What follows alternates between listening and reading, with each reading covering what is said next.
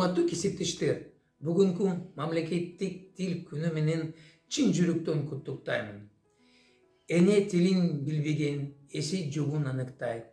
Эне тилин сүйбөгөн элин сүйүп жарытпайт.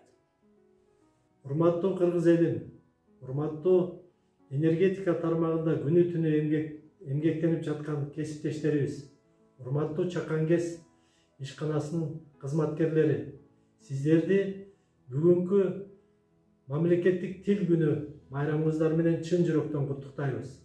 Ошол менен бирге тил жөнүндө маанилүү, маңыздуу бир төрт сапыр менен жакшынакай кылып түшүндүргөн улуу акын агабыз, кыргыз эл акыны Эсенгул Ибраев агабыздын төрт сап ырын окуп бергим келип жатат сиздерге.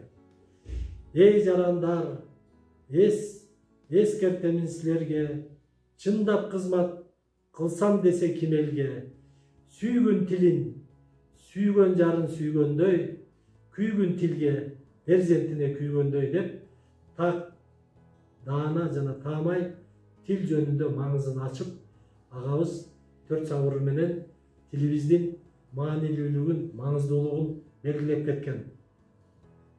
Тили жок улут болбойт дейт. Ошон үчүн кыргыз тилибиз кылым карытып өсө берсин, өнүгө берсин. Майрамыңыздар кут болсун.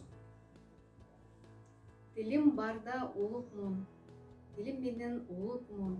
Эне тили болбосо, аты аталбайт улуттун. Бирге жүрөм, эне тилим кадырлайм. Бул тилде иштейм, сүйлөйм, ырырдайм. Башка тилди кандай жакшы көрсөм да, эне тилин сүйгөнүмөн жаңылбайм. Улутчул дешет билбеген, улутун кимдер сүйбөгөн. Кыргыз деп келген дүйнөгө, кыргыз деп өтөм дүйнөдө. Калайганнын баары эле канат эмес, кабыланнын баары эле манас эмес.